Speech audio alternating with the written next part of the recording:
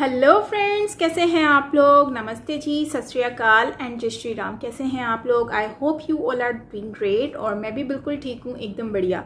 आज हम लोग रिएक्शन देने वाले हैं वीडियो वर्ल्ड अफेयर की है, that is UK rejects Pakistan partnership offer. So Imran Khan UK visit cancel. तो ये जैसे कि आप सुन ही रहे थे कि इमरान खान जो है वो यूके जाएंगे और वहाँ पर विजिट करेंगे, बाइडेन वगैरह से मिलेंगे। बट अब क्या हुआ है कि अब ये खबर सुनने को मिल रही है। इसके पीछे क्या रियलिटी है, क्या चीज़ें हैं, फैक्ट्स हम जानेंगे इस वीडियो में। इसके लिए आपको मेरे साथ रहना है। सो चलते हैं वीडियो की तरफ और रिएक्ट कर लेते हैं। सो हियर वी गो।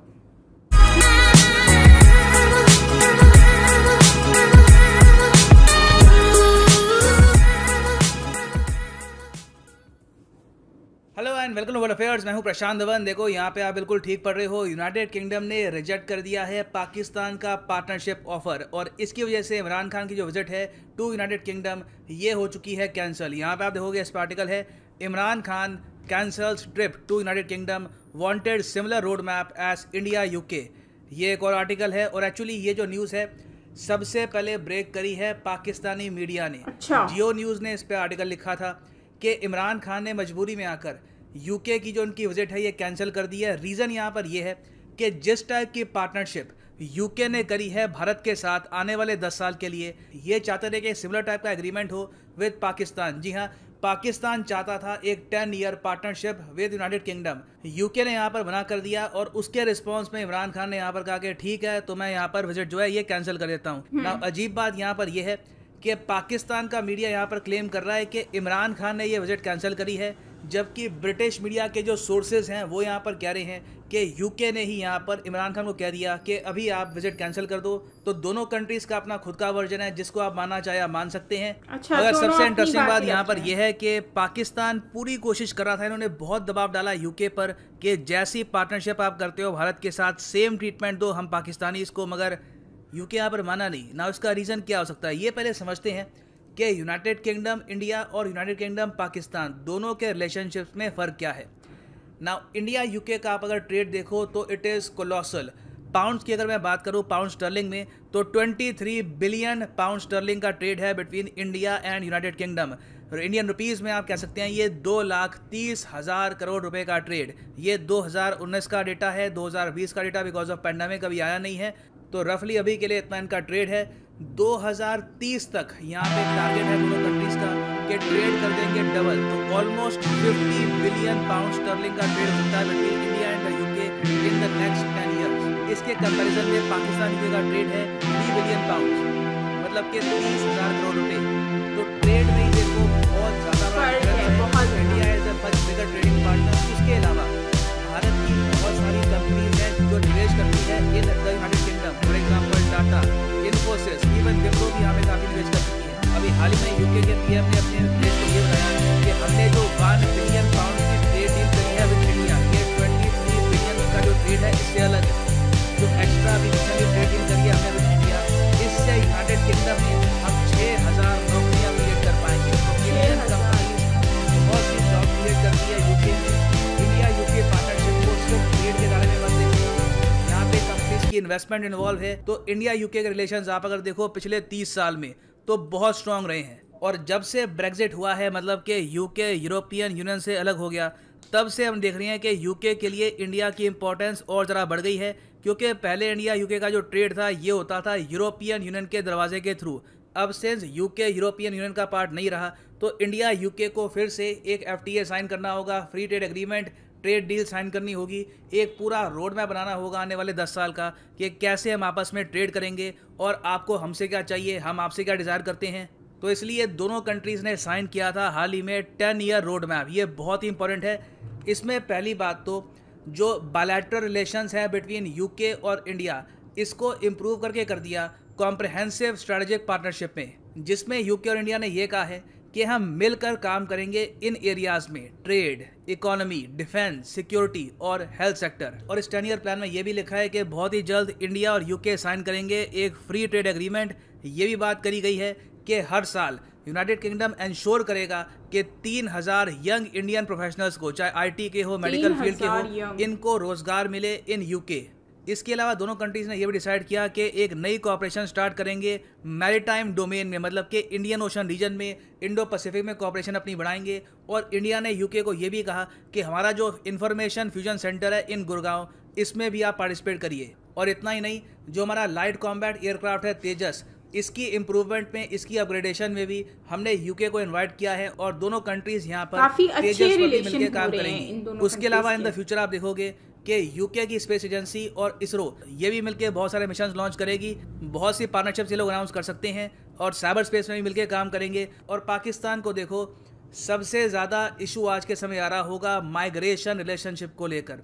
बाकी सब जो चीज़ें हैं इसका इम्पैक्ट बिल्कुल पड़ेगा, मगर लॉन्ग टर्म में पड़ेगा। जो माइग्रेशन रिलेशनशिप वाला इशू है उसका इम्पैक्ट इमीडिएटली पड़ेगा। और पाकिस्तान के लोग आज के समय काफ़ी हद तक मैं कहूँगा जेलस भी होंगे यूके इंडिया रिलेशनशिप को लेकर। रीज़न इसका ये है कि यूके और इंडिया ने ये भी डिसाइड किया है कि आपस में जो ट्रैवल है दोनों कंट्रीज़ के बीच में, ये काफ़ी हद तक रिलैक्स करेंगे। इंडियंस ज़्यादा आसानी से यूके में जा पाएंगे, काम कर पाएंगे। यूके के लोग काफ़ी आसानी से इंडिया में आ पाएंगे, काम कर पाएंगे। तो इस टाइप का जो सेटअप है ये पाकिस्तान के साथ नहीं है यूके का। जबकि आप अगर देखो तो यूके पाकिस्तानीज के लिए एक बहुत ही प्रेफर्ड डेस्टिनेशन है फॉर माइग्रेशन। आप अगर ओवरसीज पाकिस्तानीज की लिस्ट देखो तो सबसे ज़्यादा ओवरसीज पाकिस्तानीज आपको मिलेंगे इन सऊदी अरेबिया, फिर सेकंड नंबर पे यूएई, फिर तीसरे नंबर पे है यूनाइटेड किंगडम। जी हाँ, यूएसए से भी आगे है यूनाइटेड किंगडम। बहुत से पाकिस्तानीज आज के समय जो यूके में जाते हैं काम करने के लिए, पढ़ाई करने के लिए। अब बीच में जो वॉर ऑन टेरर का इशू था उसकी वजह से वैसे ही कई पाकिस्तानीज वीज़ा एक्वायर नहीं कर पाए। यूके का प्रॉब्लम आती थी बिकॉज ऑफ सिक्योरिटी इशूज़। ना वो इशू अभी भी प्रॉपरली रिजॉल्व हुआ नहीं है। मगर अब पाकिस्तानीज के लिए ये बात देखना काफ़ी मुश्किल होगा कि इंडियंस के लिए यूके का रास्ता और ज़्यादा आसान हो गया है। तो डेफिनेटली मैं समझ सकता हूँ कि बहुत सारी जो अपर मिडिल क्लास है पाकिस्तान में, जिन लोगों के पास कुछ हद तक पैसा है, जो चाहते हैं कि उनके बच्चे कल को जाकर यूके में काम करें, पढ़ाई करें, उन लोगों ने डेफिनेटली गवर्नमेंट को बोला होगा कि इंडियंस को इतना आसान रास्ता मिल रहा है यूके के लिए, आप हमारे लिए भी कुछ करो। तो पाकिस्तान ने यहाँ पे ये मुद्दा उठाया, उन्होंने ये कहा होगा कि हमको भी यहाँ पर वही ट्रीटमेंट दो जो आप दे रहे हो इंडिया को। मगर यूके ने यहाँ पे इमरान खान के सारे प्रपोजल कर दिए रिजेक्ट। उन्होंने कहा कि नहीं, और इसका रीज़न भी है। देखिए, यूनाइटेड किंगडम बहुत ही स्ट्रैटेजिक तरीके से अपने आप को जोड़ रहा है भारत के साथ। यूके जानता है कि यूएस इंडिया के रिलेशंस बहुत स्ट्रांग है। यूके आप कह सकते हैं काफ़ी हद तक एक लेफ्टिनेंट ही है यूएसए का। जो उनकी फॉरेन पॉलिसी होती है उसको यूके काफ़ी हद तक फॉलो करता है। तो यूके को अच्छे से पता है कि इन द फ्यूचर यूएसए और चाइना की टेंशन्स बढ़ने वाली है। इसलिए यूके भी आज के समय चाइना को टारगेट कर रहा है और ये कंप्लीट सपोर्ट दे रहे हैं इंडिया को। तो कहीं से भी सेंस नहीं बनती यहाँ पर कि पाकिस्तान, जो एक ऑलमोस्ट एक कॉलोनी सी बन गई है चाइना की, उसको सेम ट्रीटमेंट दिया जाए जो दिया जा रहा है इंडिया को। तो इसलिए इमरान खान की जो रिसेंट विजिट थी टू यूके, इसमें प्लान सिंपली ये था कि इमरान खान यहाँ पे आएंगे, एक छोटा सा क्रिकेट मैच खेलेंगे पॉलिटिशियंस का, उसके बाद पीएम्स हाउस में जाएंगे, वहाँ पे चाय वगैरह पियेंगे और फिर विजिट हो जाएगी ख़त्म। इसके अलावा यहाँ पर यूके ने कुछ ऑफर नहीं किया, कोई एमओयू साइन नहीं होगा, कोई पार्टनरशिप साइन नहीं होगी, कुछ भी नहीं। तो इसको लेकर पाकिस्तान काफ़ी ऑफेंडेड फील कर रहा था। इन्होंने यहाँ पर ये कहा कि हम क्रिकेट मैच खेलने के लिए आएंगे बस यहाँ पे, हमारे लोग क्या पूछेंगे कि पेंडेमिक पे बस वहाँ पे गए, क्रिकेट मैच खेला, चाय वगैरह पी, वापस आ गए। जबकि इंडिया की तरफ से इवन जो इनके फॉरेन मिनिस्टर जाते हैं यूके में, यूएसए में, तो कुछ एमओयू होता है, कुछ एग्रीमेंट होता है, कुछ सब्सटेंस की बात निकल के आती है। तो इसलिए यहाँ पर डिफरेंसेस काफ़ी हद तक बढ़ गए और इन दी एंड यही हुआ होगा। यूके ने कहा कि ठीक है, अगर आपको ये विजिट लग रहा है कि बिना वजह किया तो विजिट कैंसिल कर लो। पाकिस्तान ने विजिट यहाँ पर कैंसिल कर ली। और जो यहाँ पे हुआ है इससे आई एम श्योर पाकिस्तान में जो स्ट्रेटजी मेकर्स हैं वो एक बार को सोचेंगे कि चाइना के साथ जो हमारी बहुत डीप पार्टनरशिप है, क्या इन द फ्यूचर उससे हमको काफ़ी नुकसान होगा। क्योंकि लगातार आप देखो तो यूरोप के जो बहुत सारे देश हैं उनके साथ पाकिस्तान के रिलेशंस ख़राब होते जा रहे हैं। चाहे आप फ्रांस ले लो, उसके अलावा यूके ले लो, पोलैंड एक और देश है। तो कहीं ना कहीं आई थिंक पाकिस्तान को यहाँ पे सोचना होगा कि जो इनकी डीप पार्टनरशिप है विद चाइना, क्या लॉन्ग टर्म में इनको बेनिफिट करेगी या फिर ज़्यादा नुकसान करेगी। एंड फाइनली यहाँ पर मैं ऐड कर दूँ कि इस वक्त अनअकैडमी का गोल्डन ऑफर चल रहा है और यूपीएससी एस्पिरेंट्स। सिंपली आपको यहाँ पर जाना है कमेंट सेक्शन में, यहाँ पे क्लिक कर दो यूपीएससी सीएसई जीएस प्लस पर और आपके सामने खुल जाएगा ये लिंक। अगर आप मोबाइल फ़ोन पे हैं तो पहले अनअकैडमी की ऐप डाउनलोड कर लो, रजिस्टर कर लो, फिर यहाँ पे क्लिक करना और फिर यहाँ पे करो पिक ए प्लान पे क्लिक। नाउ ये जो आपके सामने प्लान है it is very unique. UPSC prelims, mains, optional तीनों की तैयारी आप कर पाओगे यहाँ पर।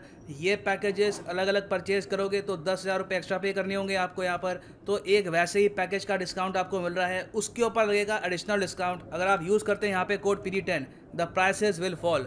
सो use the promo code PD10 and save money. So इसी नोट के साथ ये है वीडियो का अंत। Thank you for listening and as always God bless you all. PD10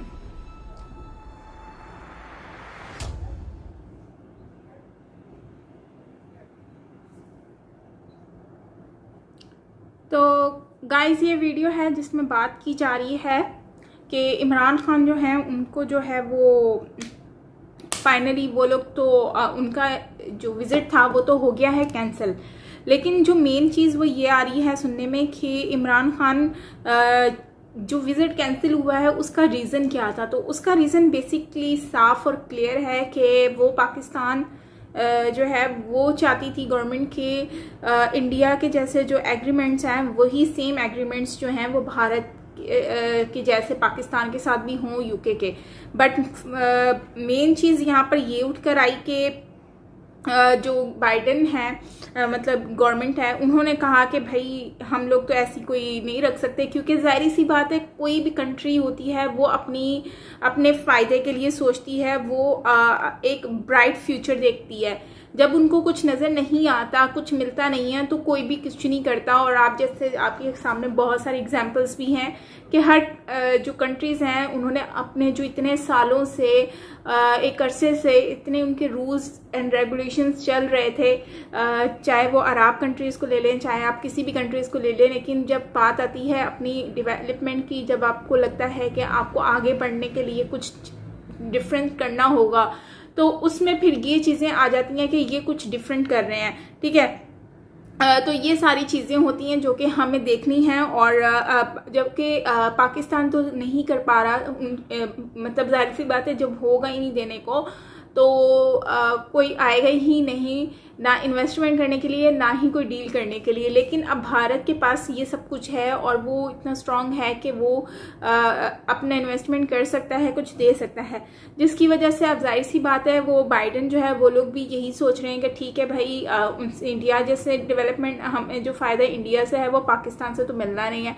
तो जिसकी वजह से इन लोगों ने जो है वो आपस में बात को ख़त्म कर दिया और जिसकी वजह से मुझे लगता है कि पाकिस्तान ने ही इनको मना किया होगा। उसका रीज़न ये हो सकता है, बिग रीज़न ये हो सकता है कि क्योंकि अब जाहिर सी बात है इनके पास कोई और बात कर रखने के लिए थी नहीं, या फिर शर्मिंदगी हो सकती है या फिर डिसअपॉइंटमेंट हो सकती है कि देखो हम ये चाहते थे लेकिन ऐसा नहीं हुआ।